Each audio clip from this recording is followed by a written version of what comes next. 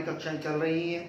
तो उसी संदर्भ में आज की जो श्रृंखला है, आज की जो वीडियो है, उत्तर प्रदेश विशेष की श्रृंखला में आज हम उत्तर प्रदेश की जनगणना को पढ़ेंगे और यहाँ से निश्चित प्रश्न आएगा। हम बोल रहे हैं ये वीडियो आपके लिए बहुत ही महत्वपूर्ण हो, चाहे वह यूपी ट्रिपल एससी हो, चाहे वह यूपीएससी हो, आपसे यहाँ से चाहे एनटीपीसी हो, कहीं से भी यहाँ से प्रश्न आपका कोई भी परीक्षा हो, अनदर कोई भी परीक्षा हो, यहाँ से प्रश्न आना है, ये कंफर्म है। तो आप इस वीडियो में बने रहिएगा, ये बहुत वीडियो आपके लिए महत्वपूर्ण है। यहाँ से 2 प्रश्न आप जरूर पक्के कर सकते हैं अपनी परीक्षा में, ठीक है। तो आइएगा, आज हम उत्तर प्रदेश की जनगणना अर्थात जनसंख्या के बारे में जानेंगे और नगरीकरण के बारे में, उत्तर प्रदेश की जनसंख्या व नगरीकरण के बारे में आज हम पढ़ेंगे। आइएगा, स्टार्ट करते हैं। देखिएगा, उत्तर प्रदेश की जनगणना व नगरीकरण। तो हम अगर बात करें कि पहली जो भारत में जनगणना हुई थी वह कब हुई थी? 1872 में हुई थी और लॉर्ड मायो द्वारा यह किया गया था। वायसराय कौन थे हमारे उस समय वायसराय लॉर्ड मायो थे, तो उनके द्वारा ही यह किया गया था। सबसे पहले भारत में जनसंख्या यानी कि जनगणना जो हुई थी वह 1872 में हुई थी। अब प्रश्न दूसरी प्रकार से क्या पूछता है कि भारत में विधिवत शुरुआत जनगणना की कब हुई? तो वास्तव में जब लॉर्ड रिपन थे 1881 में, तब विधिवत रूप से जनसंख्या का गणना स्टार्ट हो गई थी। दोनों प्रश्नों में अंतर है। अगर आपसे प्रश्न पूछा जाए कि सबसे पहले भारत में जनगणना कब हुई, तो आप आंसर क्या करेंगे? 1872 करेंगे। क्लियर है? पॉइंट क्लियर है? किसके द्वारा? लॉर्ड मेयो द्वारा। अगर पूछे विधिवत रूप से शुरुआत कब की गई, तो लॉर्ड रिपन के काल में 1881 में की गई। दोनों में अंतर है, ठीक है। आइएगा, आगे चलते हैं। देखिएगा, जो 2011 में जनगणना हुई थी वह वास्तव में क्रम में 15वीं जनगणना है। प्रश्न ऐसे भी बन जाता है, क्रम भी पूछ लेता है। तो 15वीं जनगणना कब हुई है? वास्तव में 31 मार्च 2011 में हुई है। पॉइंट क्लियर है? लेकिन उत्तर प्रदेश की, अंतर को समझिएगा, उत्तर प्रदेश की जो जनसंख्या अर्थात जनगणना है वह कब प्रकाशित हुई? अगर यह प्रश्न आपसे पूछा जाता है तो आपका आंसर होगा 29 मई 2013 में। पॉइंट क्लियर है? बात समझ में आ रही है? कब प्रकाशित हुई उत्तर प्रदेश की? तो 29 मई 2013 में प्रकाशित की गई। पॉइंट क्लियर है? ठीक है, आगे चलते हैं। अब देखिएगा, कुल हमारे यहाँ पर जिले कितने हैं? तो 75 जिले हैं। कुल मंडल कितने हैं? तो 18 मंडल हैं। कुल नगर या नगर समूह की संख्या पूछेगा तो 915 है। अगर हमारे आर्थिक सहभाग क्षेत्र पूछेगा तो 4 हैं। कौन से? पूर्वी, पश्चिमी, बुंदेलखंडी और मध्यवर्ती। Clear point? 4 है, बुंदेलखंडी, मध्यवर्ती, पश्चिमी और पूर्वी। पॉइंट क्लियर है? चलेगा। अगला फैक्ट, अगर आपसे पूछा जाए कि कुल तहसील उत्तर प्रदेश में कितनी है, तो 350 है। अगर पूछा जाए कि आपके यहाँ पर जो ब्लॉक होते हैं, ब्लॉक समझते हैं, है ना, कहते हैं हम ब्लॉक में जा रहे हैं, सामुदायिक विकास खंड, इन्हें हम क्या बोलते हैं जनरल भाषा में? ब्लॉक, है ना। ब्लॉक खंड बोलते हैं इसको, खंड बोलते हैं, खंड क्षेत्र होता है। तो कितने हैं? 820 है, ठीक है। नगर निगम की बात करें तो 17 क्या है? नगर निगम है। नायब पंचायत की बात करें तो 8135 है, जबकि नगर पालिका की बात करें तो 226 है। उत्तर प्रदेश की बात कर रहे हैं। और ग्राम पंचायत की बात करें तो 59,163। कितना? 59,163। देखिए, ग्राम अलग चीज होती है, ग्राम पंचायत अलग चीज होती है, इसको समझिएगा। कई ग्रामों को मिलाकर एक ग्राम पंचायत बन जाती है। कई ग्रामों को मिलाकर क्या बन जाती है? एक ग्राम पंचायत बन जाती है। आपने देखा भी होगा कि अगर छोटे छोटे गांव हैं तो 2-3 गांवों के क्या होता है? एक ही प्रधान होता है। क्या होता है? उनका जो चुनाव होता है प्रधान का, वह एक ही चुनाव होता है। तो अर्थात वे गांव तो 3 हैं, लेकिन उनकी ग्राम पंचायत क्या है? 1 है। पॉइंट क्लियर है? चलेगा, आगे चलते हैं। विकास खंड की बात करें तो 800 कितने हैं, 22 हैं। आबाद ग्राम यानी कि आबाद गांव कितने हैं, तो 97,941 है। कितने, 97,941। ग्राम पंचायत कितनी है, 457 क्या है, ग्राम पंचायत है। कितनी, 457 ग्राम पंचायत है। कुल गांव की अगर बात करें तो बहुत ही इंपॉर्टेंट फैक्ट बनेगा, 1,06,774। 1,06,774 क्या है, वे आपके गांव हैं। आप समझिएगा, ग्राम विकास अधिकारी का फॉर्म आने वाला है, ठीक है, लेखपाल का फॉर्म आने वाला है, ठीक है। तो आपको बहुत ही तैयारी करके ये यहां से प्रश्न निश्चित मिलेगा। हम बोल रहे हैं कि यूपी ट्रिपल एससी का फेवरेट टॉपिक होता है और यूपीएससी का भी प्रश्न हमेशा देता है यहां से। तो इस वीडियो को आप अंत तक रहिएगा और एक बार सुनने के बाद दोबारा से जब आप इसको लिखेंगे तो तब लिखना है, एक बार जरूर ध्यान से सुनिएगा, यहां से प्रश्न आना है, निश्चित है, ठीक है। अब पूछा जाता है कि उत्तर प्रदेश में प्रथम जनसंख्या नीति कब लागू की गई, तो वास्तव में कब, 11 जुलाई 2013 में यूपी की प्रथम जनसंख्या नीति लागू की गई थी। उत्तर प्रदेश में नगर निगम की संख्या कितनी है, 7। नगर निगम क्या होते हैं, जिनकी आबादी 10 लाख यानी कि वह नगर क्षेत्र जिसकी आबादी 10 लाख से अधिक होती है वह क्या होता है, नगर निगम होता है। क्या होता है, नगर निगम होता है। मेयर बनते हैं वहां पर, है ना, जो उसका अध्यक्ष होता है वो क्या बनता है, मेयर बनता है ना। उससे कम की अगर जनसंख्या है, 10 लाख से कम है, तो क्या बनेंगे, चेयरमैन बनते हैं। क्या बनते हैं, चेयरमैन। तो कौन कौन से हैं, 7। संख्या भी पूछ लेता है कभी कभी और नाम भी पूछ लेता है। तो कानपुर नगर, आगरा, गाजियाबाद, मेरठ, लखनऊ, वाराणसी और प्रयागराज। अब आप देख रहे होंगे कि पश्चिमी क्षेत्र में सिर्फ 2 ही हैं। कौन कौन से, एक तो गाजियाबाद है और दूसरा मेरठ है, ठीक है, क्लियर है। 2 ही निगम है, कौन कौन से, एक मेरठ और एक गाजियाबाद पश्चिमी क्षेत्र में, ठीक है। आइएगा अगला फैक्ट समझिएगा, उत्तर प्रदेश में कुल जनसंख्या की अगर बात करें तो कितनी है भाई, 19 करोड़, सॉरी, इकाई, दहाई, सैकड़ा, हजार, 10,000, लाख, 10 लाख, करोड़। तो 19 करोड़ 98,000, ठीक है, 19 करोड़ 98 लाख, दोबारा से रिपीट कर रहे हैं, एक बार सुनिएगा ध्यान से, 19 करोड़ 98 लाख 12,341 क्या है, जनसंख्या है। किसकी, उत्तर प्रदेश की। और उत्तर प्रदेश जनसंख्या के आधार पर चौथा स्थान रखता है। कौन सा स्थान रखता है, चौथा स्थान रखता है। पहले नंबर पर कौन सा है, अगर बता सकते हैं आप बताइएगा। सबसे ज्यादा जनसंख्या भारत में किस प्रदेश की है, तो महाराष्ट्र की है। दूसरे नंबर पर आंध्र प्रदेश की है। तीसरे पर कौन सा है, पश्चिम बंगाल है। चौथे पर कौन सा आता है, भारत आता है, ठीक है। हम अलग से भारत की जनसंख्या व नगरीकरण के लिए वीडियो अलग से बनाएंगे, ठीक है। आ रही है बात समझ में, उसमें पूरा सापेक्ष आपको दिया जाएगा, ठीक है। आ रही है बात समझ में। तो पहले नंबर पर महाराष्ट्र, दूसरे पर आंध्र प्रदेश, तीसरे पर पश्चिम बंगाल और चौथे पर उत्तर प्रदेश आता है। ये स्थान आपके लिए बहुत महत्वपूर्ण रहेंगे, ध्यान रखिएगा।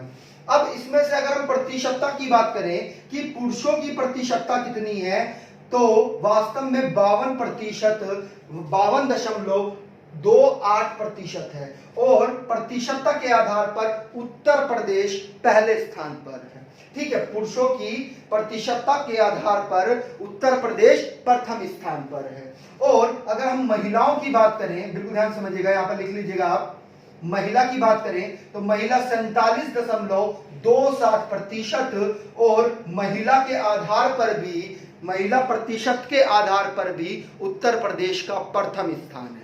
क्लियर पॉइंट, आ रही है बात समझ में। अगला फैक्ट समझिएगा, जनसंख्या घनत्व यानी कि प्रति वर्ग किलोमीटर के आधार पर कितना है, तो 829 है। कितना, 829 किसके, जनसंख्या घनत्व के आधार पर, पॉइंट क्लियर है, 829 है किसका, यूपी का, ठीक है। जनसंख्या घनत्व कितना है यूपी का, 829। बहुत इंपॉर्टेंट प्रश्न है, पूछा जाता है, ठीक है। और वास्तव में देखा जाए तो 9वें स्थान पर है उत्तर प्रदेश जनसंख्या घनत्व के आधार पर। कौन से स्थान पर है, तो 9वें स्थान पर है, ठीक है। अगर हम नगरीकृत जनसंख्या को देखें तो प्रतिशत में कितनी बनती है कि यानी कि जो नगरों में निवास करती है, किसमें, जो नगरों में निवास करती है, वह जनसंख्या उत्तर प्रदेश की कितने प्रतिशत है, तो वह 22.3% है। और उत्तर प्रदेश इस आधार पर 30वां स्थान रखता है। यानी कि नगरीकृत जनसंख्या के आधार पर कौन सा स्थान रख रहा है, प्रतिशत के आधार पर, तो 30वां स्थान रख रहा है।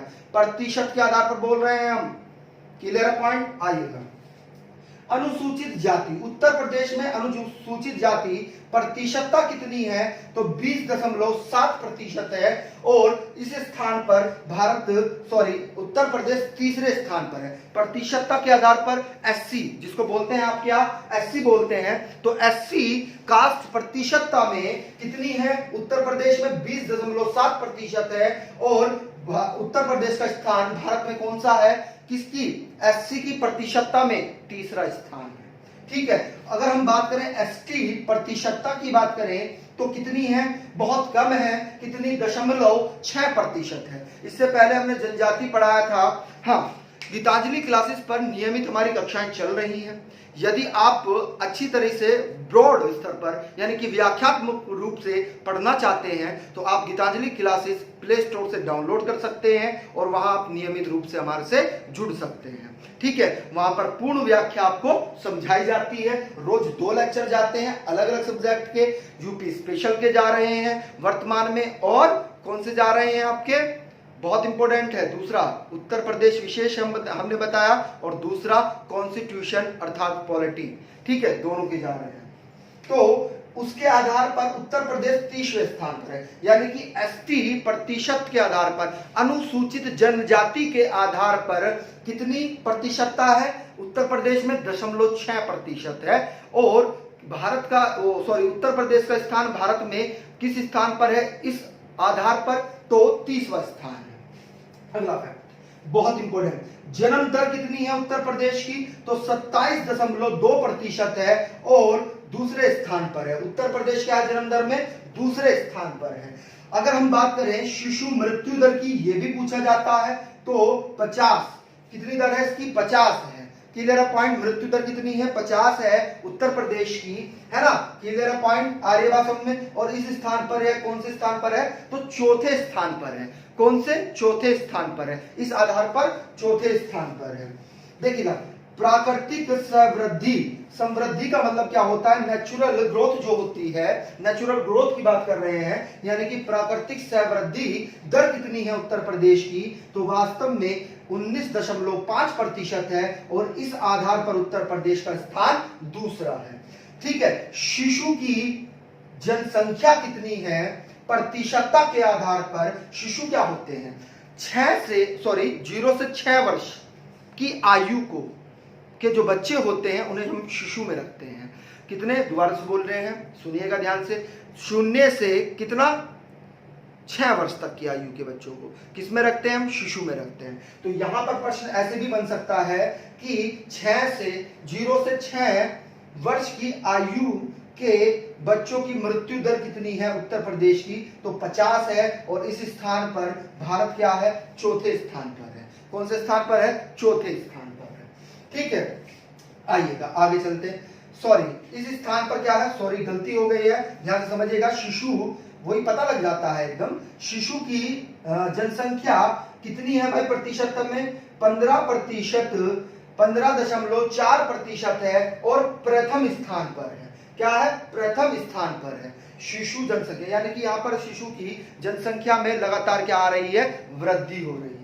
ठीक है, अगला, देश की कुल जनसंख्या का प्रतिशत में अंतर कितना है, बिल्कुल ध्यान समझिएगा। अब देश की कुल जनसंख्या में प्रतिशत अंतर की बात कर रहे हैं।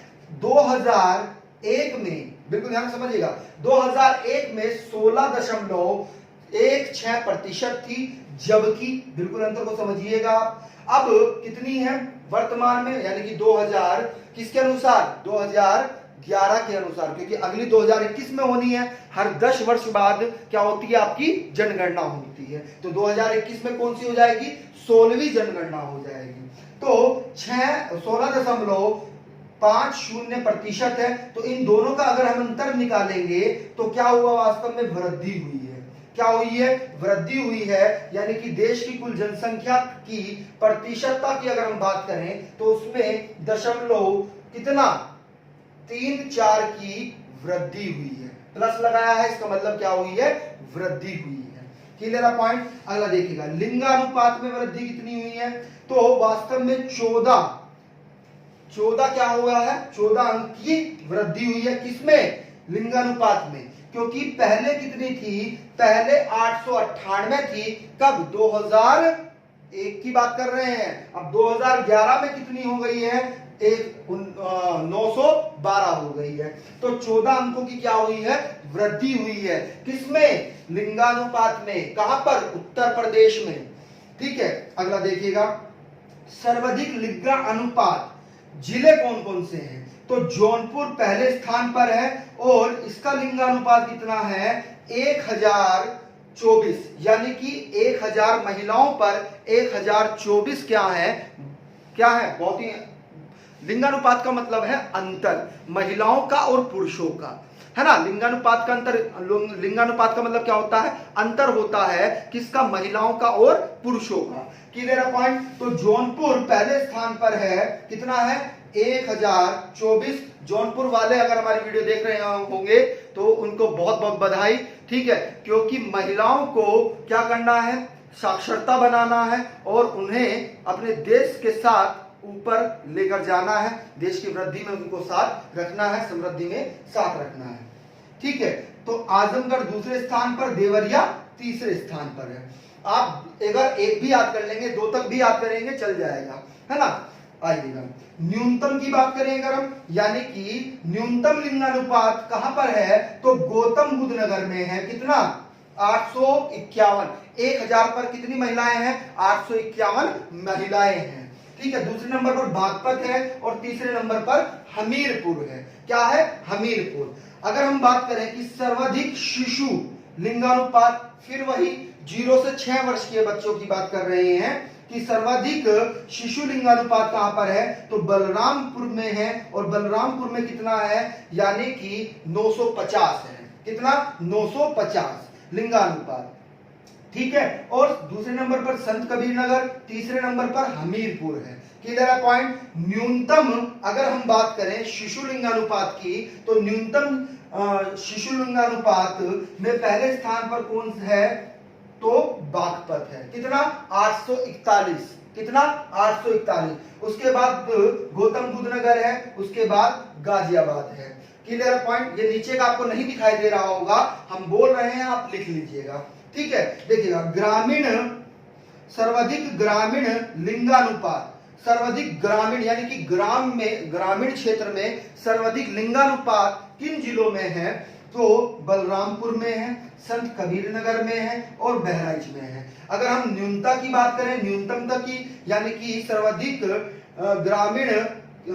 न्यूनतम ग्रामीण लिंगानुपात, न्यूनतम ग्रामीण लिंगानुपात की बात करें तो गौतम बुद्ध नगर है, उसके बाद दूसरे स्थान पर बागपत है और तीसरे नंबर पर बुलंदशहर है।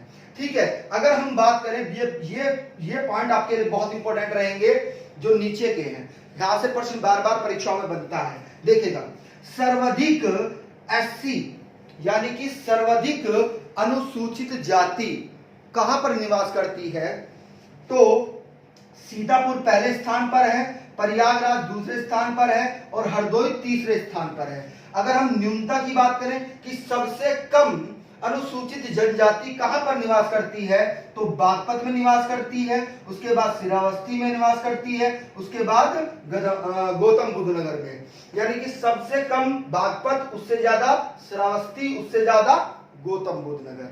ठीक है। अगर हम बात करें सर्वाधिक 80 प्रतिशतता में, अब प्रतिशतता की बात कर रहे हैं, यानी कि सर्वाधिक अनुसूचित जाति, अनुसूचित जाति को हम एससी कहते हैं।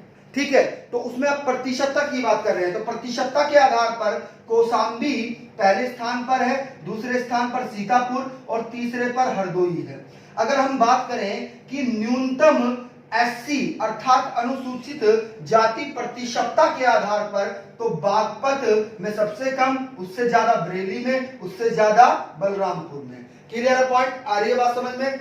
अगला फैक्ट, सर्वाधिक ST यानी कि सर्वाधिक अनुसूचित जनजाति, एसटी को क्या कहते हैं? अनुसूचित जनजाति, यानी कि सर्वाधिक अनुसूचित जनजाति कहां पर निवास करती है? तो सोनभद्र जिले में, उसके बाद बलिया में, उसके बाद देवरिया में। अगर हम बात करें कि सबसे कम यानी कि न्यूनतम जनजाति है ना, अनुसूचित जनजाति एसटी कहां पर निवास करती है? तो सबसे कम बागपत में है। Clear point? उससे ज्यादा कन्नौज में है, उससे ज्यादा बदायूं में है। Clear point? आ रही है बात समझ में? जोड़े मिलाओ में आएंगे प्रश्न, बोल रहे हैं, कंफर्म है। ठीक है, अगला देखिएगा, उत्तर, बिल्कुल ध्यान समझिएगा, उत्तर प्रदेश में सर्वाधिक एसटी प्रतिशतता की बात कर रहे हैं हम, यानी कि प्रतिशतता के आधार पर। ठीक है, तो सोनभद्र में सबसे ज्यादा, उसके बाद ललितपुर में, उसके बाद देवरिया में। अगर हम न्यूनतम प्रतिशतता की बात करें कि अनुसूचित जनजाति न्यूनतम प्रतिशतता के आधार पर कहां पर निवास करती है? तो बागपत, उससे ज्यादा कन्नौज, उससे ज्यादा बदायूं। ठीक है, क्लियर है पॉइंट? बात समझ में आ रही है? तो यहां से ये पॉइंट आपके बहुत इंपॉर्टेंट थे, यहां से प्रश्न आपका हमेशा बनता है। अब आप नोट करके कुछ चीजें लिखिएगा, है ना, नोट करके ये आप लिखिएगा, यहां पर आइएगा, क्योंकि यहां से प्रश्न भी बार बार बनता है और कथन निष्कर्ष में प्रश्न बनेगा यहां से, है ना, क्योंकि कथन निष्कर्ष होना जरूरी है। तार्किक रूप से आपसे प्रश्न पूछे जाते हैं तर्क के आधार पर। ठीक है, आइएगा, नोट करके लिखिएगा, बहुत इंपॉर्टेंट है, नोट करके कि उत्तर प्रदेश में धर्म आधारित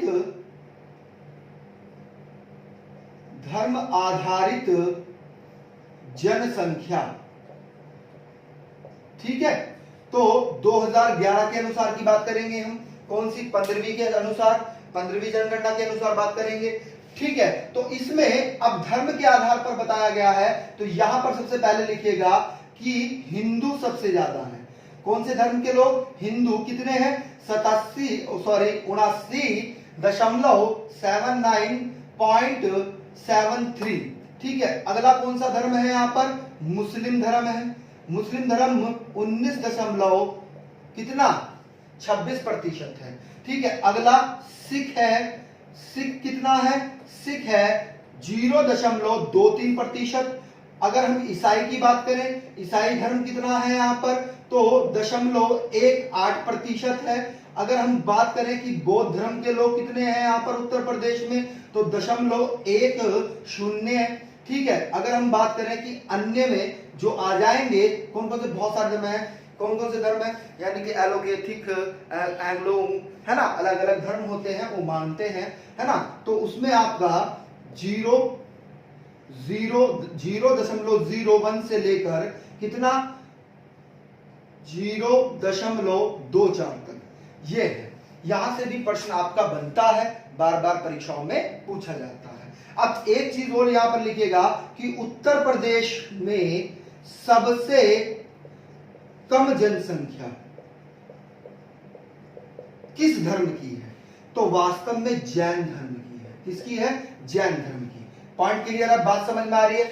जैन धर्म के सामने ही आप लिख लीजिएगा कि अगर पूछा जाए कि सबसे अधिक साक्षरता दर, बहुत इंपॉर्टेंट प्रश्न है, साक्षरता दर किसकी है? तो वास्तव में जैन धर्म की सबसे अधिक साक्षरता दर है। अगला प्रश्न पूछिए, अगला प्रश्न समझिएगा, बहुत इंपॉर्टेंट है। अगर पूछा जाए कि उत्तर प्रदेश में सबसे अधिक संख्या किस धर्म की है? तो हिंदू धर्म की है। किसकी है? हिंदू धर्म की है। पॉइंट क्लियर है? आइएगा, आगे चलिएगा। अब आपसे अगर प्रश्न ये भी बनता है कि कभी कभी एग्जामिनर घटते क्रम में दे देता है, तो आप लिख लीजिएगा, क्रम भी पूछ लेता है इनका, कर्म, धर्मों के आधार पर, तो आप लिखिएगा घटते क्रम में। किस क्रम में? घटते क्रम में लिखिएगा। तो हिंदू, हिंदू के बाद में कौन है भाई? मुस्लिम है। मुस्लिम के बाद में कौन से हैं भाई? सिख हैं, अभी हमने लिखवाया। सिख के बाद कौन से हैं? बौद्ध हैं। ठीक है, बौद्ध के बाद में कौन से हैं? ईसाई हैं। और ईसाई के बाद में कौन से हैं? जैन हैं। ईसाई के बाद में कौन से हैं? जैन हैं। पॉइंट क्लियर है? अब आपको ईसाई के बारे में तो हम, जैन के बारे में तो हमने बता दिया आपको कि सबसे अधिक साक्षरता दर इसी धर्म की है। अब आप यहां पर ईसाई के सामने भी लिख लीजिएगा। क्या लिखेंगे कि ईसाई के सामने आपको ये लिखना है कि सर्वाधिक लिंगानुपात किस धर्म का है? तो सर्वाधिक लिंगानुपात ईसाई धर्म का है। और मुस्लिम के सामने आप लिख लीजिएगा, बहुत इंपॉर्टेंट है, कि सबसे कम साक्षरता दर किसकी है? तो मुस्लिम धर्म की है। किसकी है? मुस्लिम धर्म की है। पॉइंट क्लियर है? चलिएगा आगे चलते हैं। आइए, हेडिंग डाल लीजिएगा श्रीवस्ती जिला। इसके बारे में बहुत फैक्ट है, क्योंकि कथन निष्कर्ष में आपसे पूछे जा सकते हैं। तो लिखिएगा इसमें कि इसकी क्या क्या विशेषताएं हैं। तो न्यूनतम नगरीय प्रतिशतता। ठीक है, दूसरा पॉइंट क्या लिखेंगे कि न्यूनतम महिला साक्षरता। तीसरा लिखिएगा न्यूनतम साक्षरता दर इसकी है इस जिले की। अगला लिखिएगा न्यूनतम पुरुष साक्षरता। अगले लिखिएगा न्यूनतम साक्षरों की संख्या भी यहीं पर है। अगला लिखिएगा न्यूनतम नगरीय जनसंख्या भी यहीं की है। ठीक है, क्लियर है पॉइंट? आ रही है बात समझ में? और एक फैक्ट और लिख लीजिएगा कि सर्वाधिक, बहुत इंपॉर्टेंट है, कि सर्वाधिक ग्रामीण प्रतिशतता वाला जिला कौन सा है? तो वह भी श्रावस्ती ही है। कौन सा है? श्रावस्ती। ठीक है, क्लियर है पॉइंट? हेडिंग डालेगा प्रयागराज। हेडिंग बनाइएगा प्रयागराज। आइएगा, हेडिंग बनाइएगा प्रयागराज। प्रयागराज के बारे में लिखिएगा कि सर्वाधिक पुरुष जनसंख्या किस जिले में है? तो प्रयागराज में है। दूसरा फैक्ट लिखिएगा कि सर्वाधिक जनसंख्या किस जिले की है? तो प्रयागराज की है। अगला लिखिएगा कि सर्वाधिक ग्रामीण जनसंख्या किस जिले की है? तो प्रयागराज की ही है।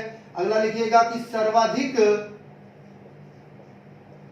साक्षर की संख्या किस जिले की है? तो प्रयागराज की है। अगला लिखिएगा कि सर्वाधिक महिला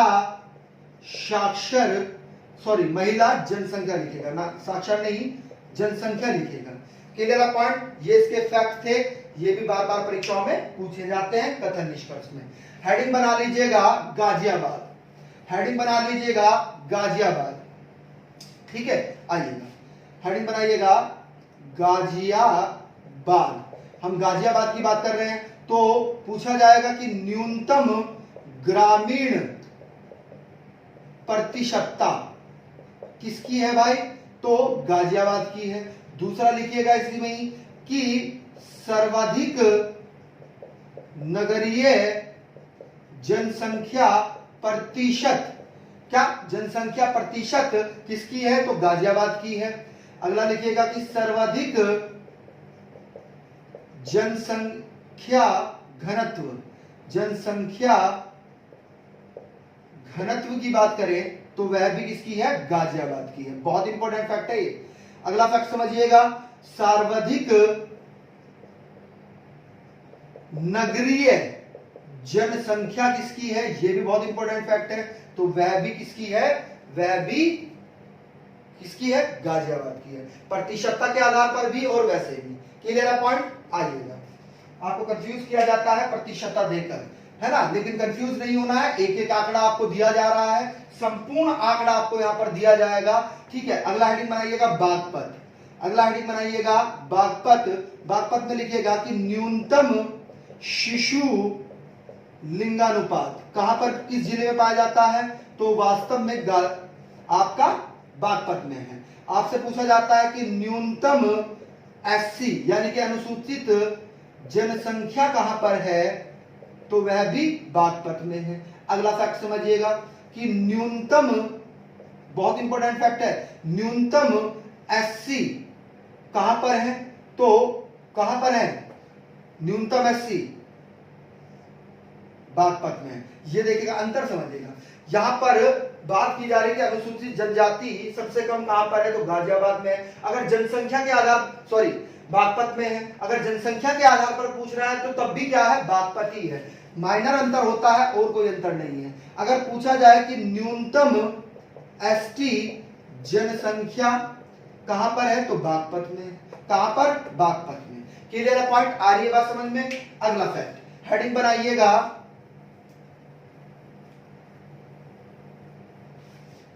कानपुर। अगला हेडिंग बनाइएगा कानपुर। कानपुर में लिखिएगा सर्वाधिक महिला साक्षर। सर्वाधिक महिला साक्षर कहां पर है भाई, साक्षरता, तो कानपुर में है। पूछा जाएगा कि न्यूनतम दशकीय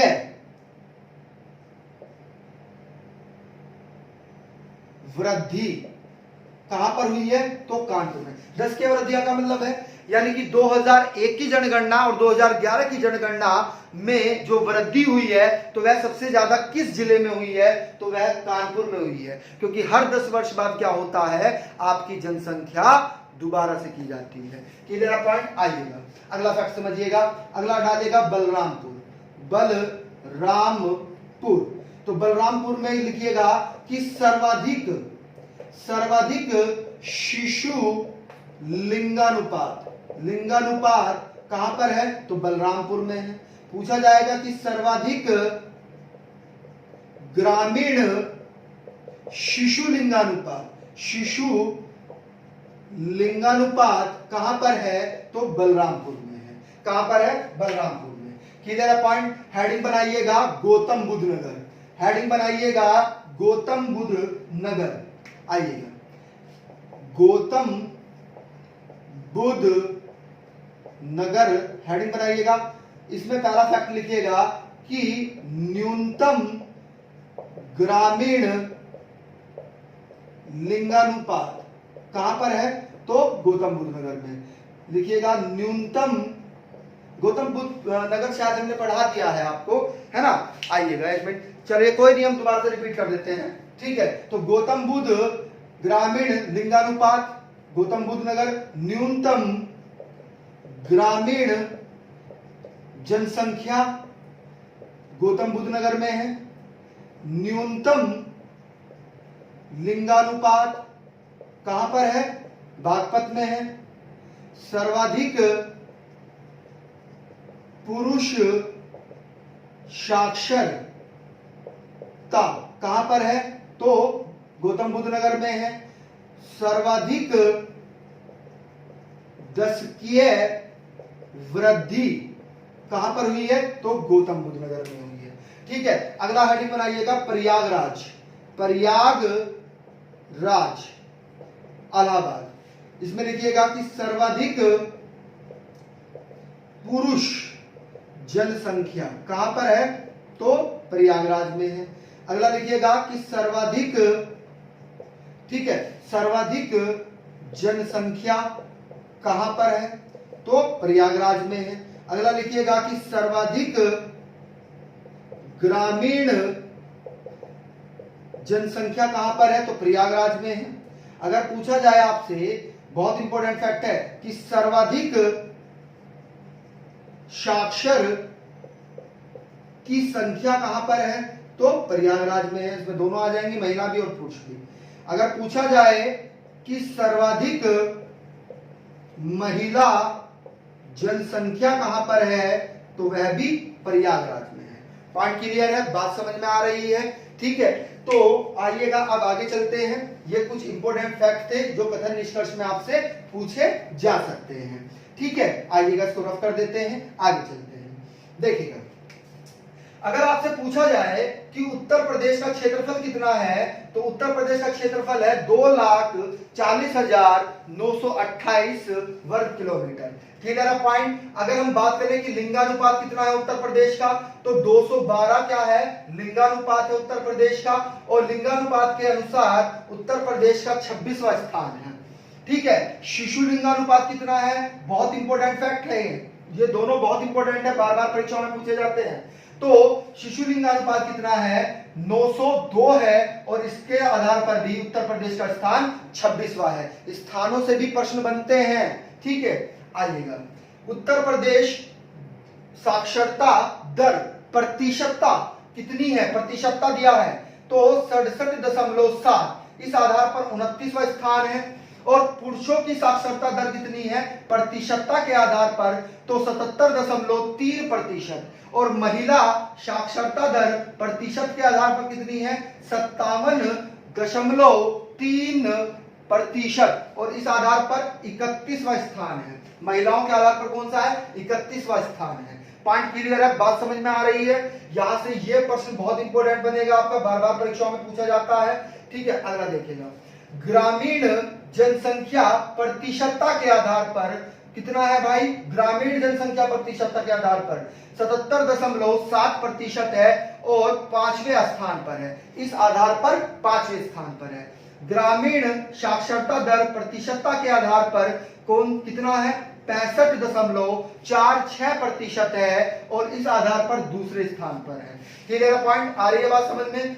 नगरीय जनसंख्या कितनी है, तो 4.4 करोड़ क्या है, जनसंख्या है किसकी, उत्तर प्रदेश की। और प्रतिशतता की अगर हम बात करें तो 22.3% है। कितना सॉरी 22.3%, इस आधार पर दूसरे स्थान पर है, और पहले स्थान पर महाराष्ट्र है। सबसे ज्यादा नगरीय जनसंख्या महाराष्ट्र की है। दूसरा देखिएगा, ग्रामीण जनसंख्या के आधार पर कितना है भाई, 15.53 करोड़ है, और प्रतिशतता के आधार पर 77.7% है, और इस आधार पर उत्तर प्रदेश क्या है, प्रथम स्थान पर है। यानी कि ग्रामीण जनसंख्या उत्तर प्रदेश की क्या है, ज्यादा है। क्लियर है पॉइंट, आइएगा, इस आधार पर प्रतिशतता के आधार पर। ठीक है, जनसंख्या वृद्धि दर में अंतर, कितना अंतर आया है भाई, देखिएगा बिल्कुल ध्यान से समझिएगा। 5.57% की क्या हुई है, वृद्धि हुई है। क्या हुई है, वृद्धि नहीं, अंतर आया है, गिरावट हुई है। क्योंकि 2001 में कितना था, 25.80% था, जबकि वर्तमान अर्थात 2011 की जनगणना के अनुसार कितना बना, 20.23% बना। पॉइंट क्लियर है, जनसंख्या में जो वृद्धि में अंतर आया है वह कितना अंतर आया है, कमी आई है, वह 5.57% की क्या आई है, कमी आई है। ठीक है, पुरुष साक्षरता में अंतर, तो वास्तव में यहां पर वृद्धि हुई है। क्यों, क्योंकि 2001 में कितना था, 2001 में 68.68 यानी कि 68.82% था, जबकि 2011 की जनगणना के अनुसार क्या हुई है, वृद्धि हो गई है। कितना हो गया है, 77.28% हो गया है। तो कितने की वृद्धि हुई है, तो 8.4 की क्या हो गई है, वृद्धि हो गई है। किसमें, पुरुष साक्षरता में। क्लियर पॉइंट, अंतर भी कभी कभी परीक्षाओं में पूछ लिया जाता है। बाल लिंगानुपात में अंतर की बात करें हम, अर्थात 0 से 6 वर्ष के आयु के बच्चों के लिंगानुपात के अंतर की बात करें तो कितना है, तो कमी आई है, कितनी, 14 अंकों की कमी आई है। क्योंकि पहले कितना था, 916 था, अर्थात 2001 की जनगणना के अनुसार कितना था, 916 था, जबकि 2011 की जनगणना के अनुसार कितना आया है, तो 902 आया है। क्लियर पॉइंट, चलेगा।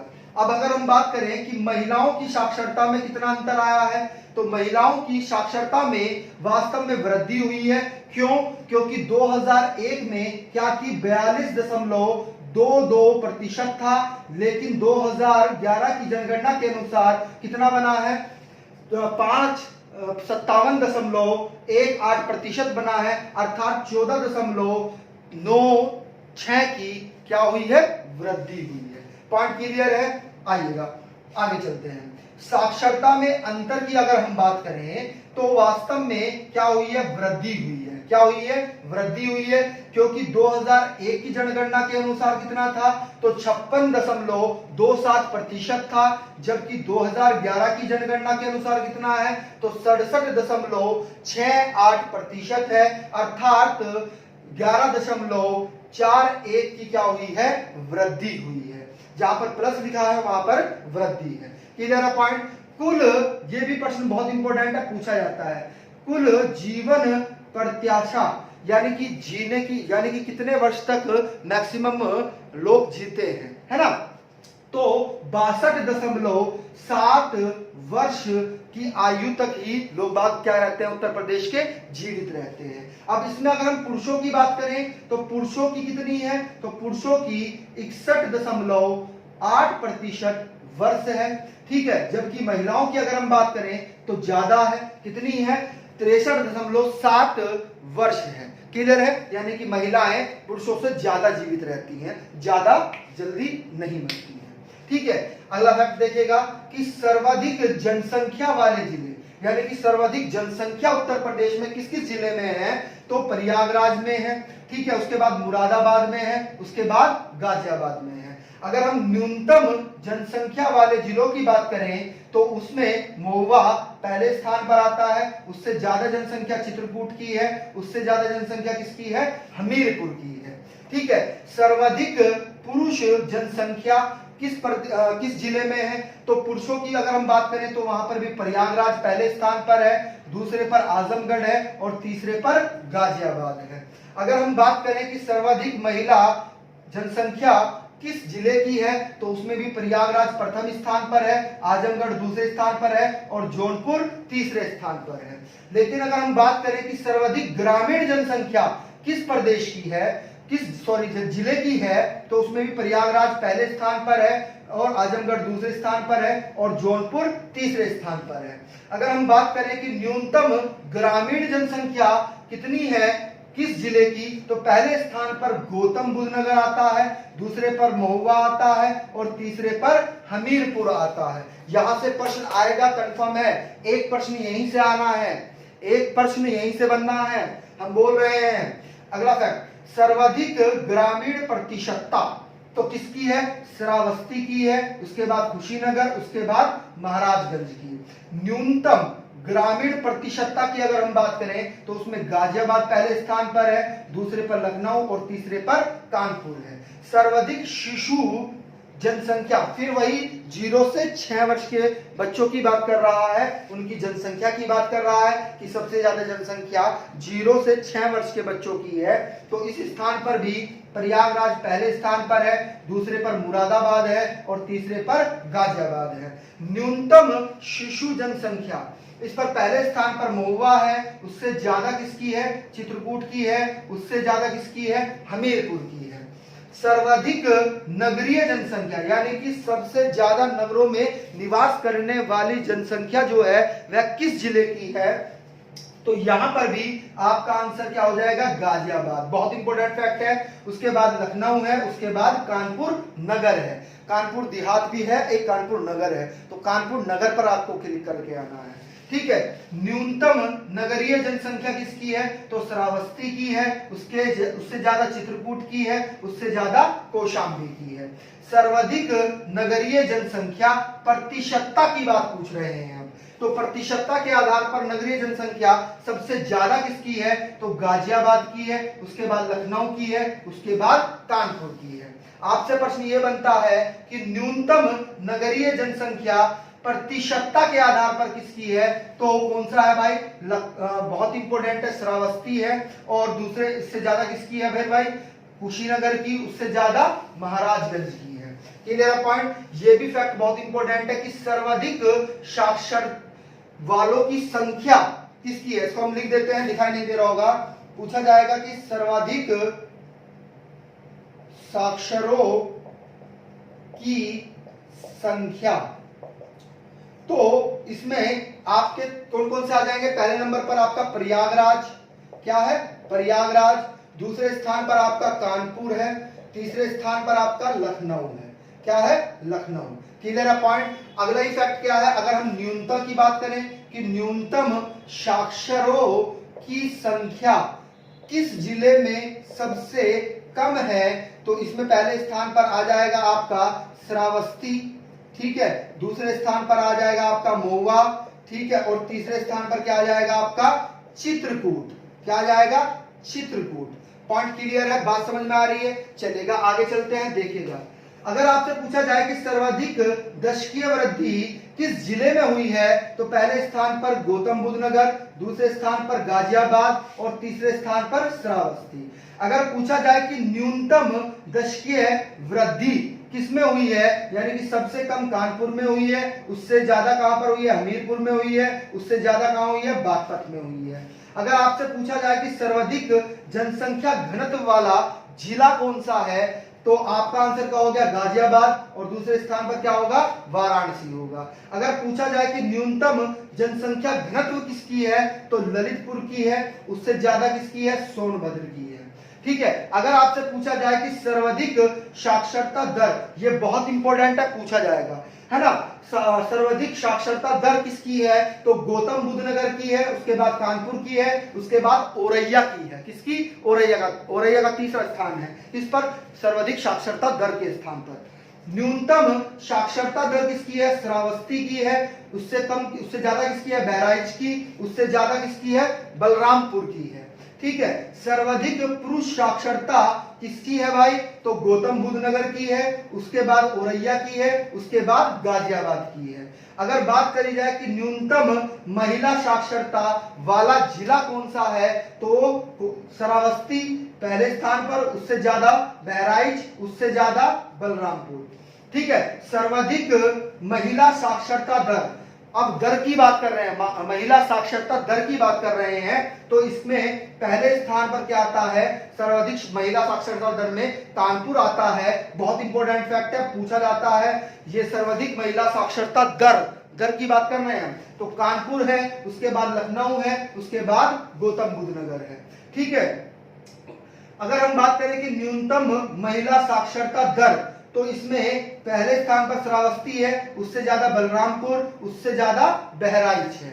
अगर पूछा जाए कि सर्वाधिक ग्रामीण साक्षरता, सर्वाधिक ग्रामीण साक्षरता, तो ये प्रश्न आपके लिए है, ये आपको कमेंट करके बताना है, ठीक है। और दूसरे स्थान पर इटावा है और तीसरे स्थान पर मैनपुरी है, ठीक है। हम आपको कमेंट में आंसर दे देंगे, थोड़ा आप भी पढ़िए, आप पढ़ेंगे नहीं, सब चीज हम दे देंगे तो आप निष्क्रिय हो जाएंगे, ठीक है। न्यूनतम ग्रामीण साक्षरता किसकी है भाई, तो न्यूनतम ग्रामीण साक्षरता श्रावस्ती की है, उससे ज्यादा बहराइच की है, उससे ज्यादा बलरामपुर की है। तो ये आपकी उत्तर प्रदेश की जनगणना में नगरीयकरण था। अगर आपको वीडियो अच्छा लगा हो तो इसको लाइक और कमेंट के माध्यम से हमें बताइएगा, और ज्यादा से ज्यादा वीडियो को शेयर करिएगा, ठीक है।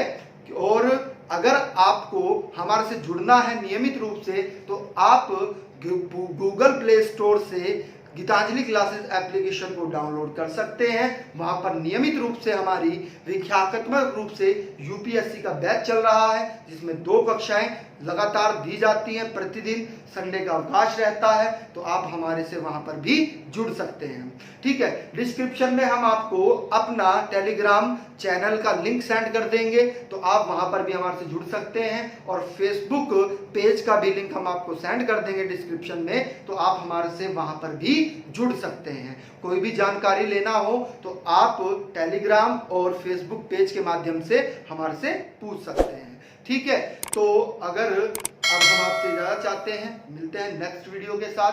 Thank you.